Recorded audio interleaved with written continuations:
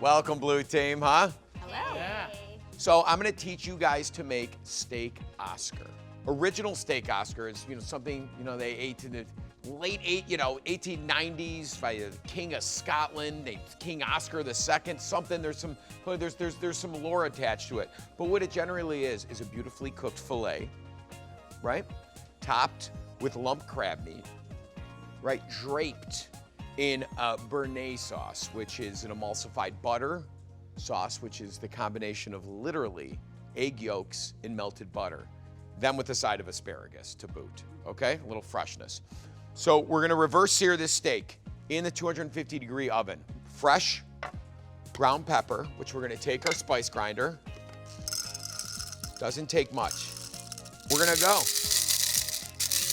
2, 3, like 3 2-second pulses, check it out. That's all it needs. Just don't put your nose in there and take a big whiff, okay? Now you can take your salt. Now I like to do equal parts like that. Now we can mix it up, and this is gonna be the crust of our steak.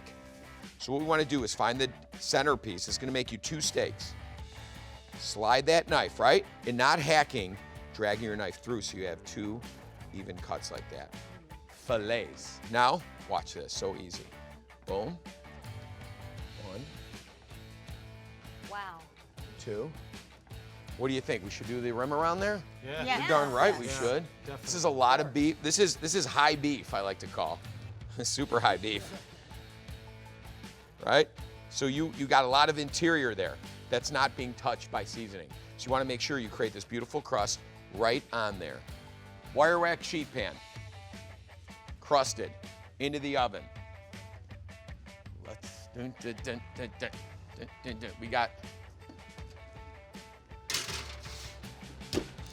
just to be safe, I'm gonna do it about 12 minutes. I'm gonna check it at 12. So we're gonna grill this asparagus.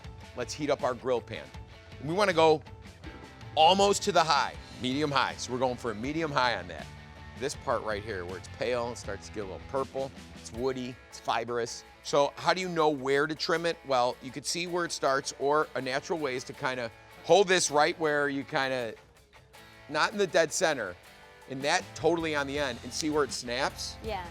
and that's it. Since these are all from the same bundle, you could take one that's, I would say, the longest, and then match it up. You zip through it, boom.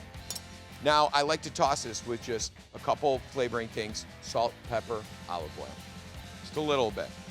So just salt and pepper and a little oil, and that 1 pinch, toss it.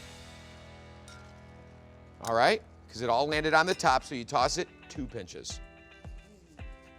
So that, when it hits that heat, all that seasoning will set in. 2 pinches of pepper. Easy breezy, right? This is ready for the grill, just like that. Even layer. Now, I like to do it perpendicular to the grill marks, so you get even. If they all don't fit, a couple can go on there. Perfect. Stone crab. Anybody ever go to a fancy joint and order these and they charge you about $43 per claw? It's out of control. There's a cracker here that we are not going to use to crack in the conventional sense. I'm going to show you an even easier and cleaner way. You got this kind of bent end, right? You can kind of press it down like that so it's flat. And then using your towel, cover it to collect any shells. And then we use this to give it, right, in this end, a thwack, starting with this guy to split it open, right? So you'll see. And then peel it back.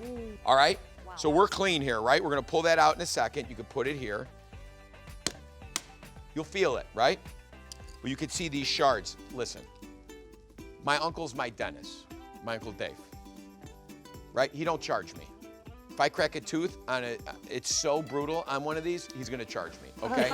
So pick through it, right? Pick through it over here, not in this. You see, right, that beautiful knuckle meat?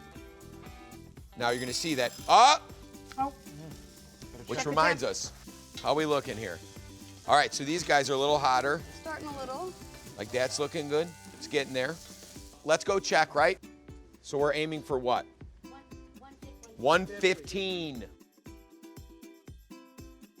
Medium rare is about 125.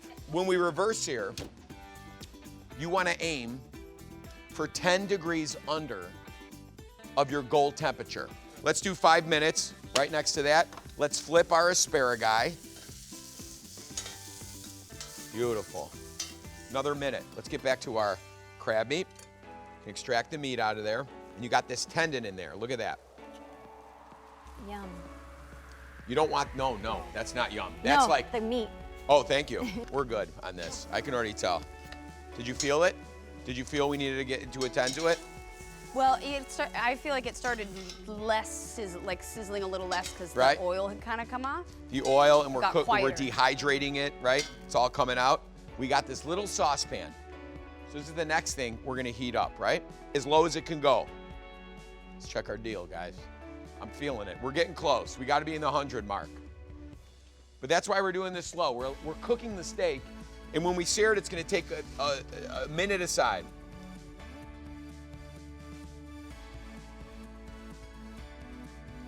It's good. Let's take it because we're gonna sear it, so it could sit out for a minute.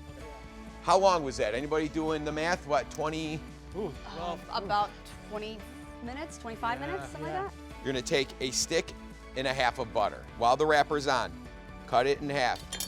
We're gonna really, really, really gently, we're gonna melt this butter. We don't wanna burn the butter. A stick and a half.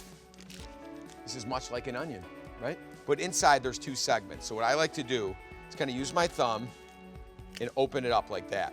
We don't have to get so specific with our knife cut here. Why? You're gonna blend it. All right, but we want it small to infuse it quickly. Rocking it, not chopping it, right? As thin as you can get, close cuts. Now we can put it directly in our butter, and we're just gonna kind of lightly cook this. 2 sprigs of tarragon right in there, no chopping necessary. Give a little stir, right? Now let's start the base of our emulsion, starting with 3 eggs, but not the whole eggs. Repeat after me, only the egg yolks. Only the egg yolks. Only the egg yolks. Only the egg yolks. All right, we're gonna crack it. Keeping this hand cradled like that to catch, right? Since we're not gonna use this can go right in the bowl. If you were separating, right, and you could feel it, just gently open that hand and it drips through, right? And then if you see it start to open like that, close your fingers like a cup. You see it, nothing's moving through it except there's no yolk in here, there's no white in here, it goes right into the clean bowl. 3 egg yolks, 3 egg yolks. Let's wash. I'm like gonna take notes on washing his hands. It's all gravy to this point, right? We got done with the fairly easy stuff, guys, right? You smell that, the terror, unbelievable. Before you start with the sauce, I would preheat our cast iron skillet. That's what we're gonna sear the steak in. About a medium high. Let's check our butter. It's not brown, it's just simmering just a little bit. Once that simmers, you can start smelling the tarragon in there and the shallots, right? Maybe at the very most 3-4 minutes of simmering, shut her down. Take it off the heat, right? We want it warm, the butter, but we don't want blazing hot. A tablespoon of lemon juice. Okay? So you can do this off to the side. Just do it right in there. About a half a lemon. It's almost exactly a tablespoon. Go right in there. All right? 1 teaspoon of Dijon. Exactly. 2 tablespoons of white wine vinegar. This is going directly into the blender. Right? We got a lot of butter to work through here. Take your rubber spatula and scrape all that egg out. Now we can begin our first step for emulsification, which is blending all this together. Start it slow and then crank it up.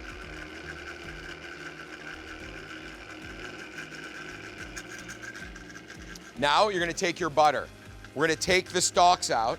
Take the stalks, shake out any of the shallots, any of the butter. Why don't you guys just do this? Make sure all the shallots get in there though, because that's all flavor.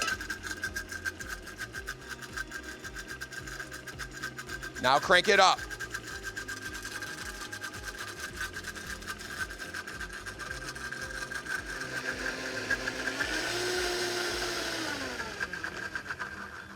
Let's look at it. Let's see if it's thick. You want it to be fairly thick, almost like a gravy, you know? Slowly jam it up, then check the thickness again. It may take up to a minute of pretty intense blending. Is it possible to overdo the mixing? Yes, it is. And what would happen in that case? It'll break, you know? Okay. And if it's not coming together, you can add a little mustard, because it does change with temperature, with time, with your equipment. So a 1/4 teaspoon of mustard at a time, I would do if it's not thickening up. I'm saying 3 pinches of salt.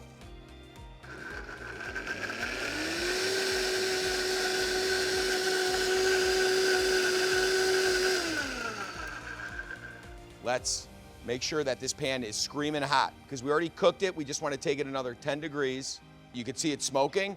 Now we're not going to use the olive oil. We're finally going to use a high smoke, right? A little bit. And we're going to sear both sides for about 2 minutes. All right? Like to kind of tip it back a little bit, so make sure you're putting this in a little oil, right? If you got a little oil in there, this is not so much for flavor, but just to help that Maillard reaction, we call it. That is the exterior sugars of this steak, which does have in the meats to caramelize. Don't touch it for at least a minute. Set your timer if you have to, but we're looking for golden brown. So I'm actually gonna put it in a measuring cup, just a plate to control it more.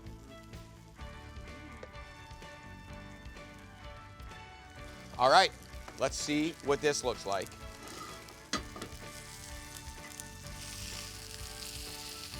Now, if it doesn't come unstick, what does that mean? It's not ready to flip, because that one came unstuck, and that is that GB diesel, baby. Look at that. Ooh. We call that the Chi-Town sunset right there. That's what we're looking for. All right, now let's see. Right? What's happening? It's resisting. Doesn't mean it's burnt. It means it's not ready to unflip. Should take another 10 seconds or so, right? Because we don't want to ruin that crust. And you can see, like, even that was a part that was sticking, right? So let's transfer this. So we're gonna take this, keep those into a couple. Like, look at, we're going like 60 degrees. And these sharp, fun little, so when we plate them, they look so pretty. Right? Sharp bias cuts, right? So it's like, look at that. Like you can stab somebody with that cut. Now, you always want to usually present up your presentation side. And that's usually the first surface that comes in contact with your pan. That was that. It's a robust sear. It's the hardest sear. But I want to know I'm eating crab, right? Stone crab. Because nobody's that decadent. A nice little mountain on top like that. Right? Make sure you do the beautiful little tips of those spears on the top. Height, right? We're creating height in our plating, so it's dramatic, it's inviting. So we're gonna squeeze some lemon juice real quickly. That I'd rather have you toss this in a bowl with that. And a zest right on there, guys, in its freshest format. So we're gonna take that Béarnaise sauce.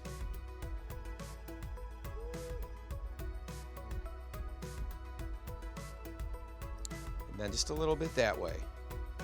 Flaky sea salt, right? That's a fancy plateau. Good, thank you. You guys got this.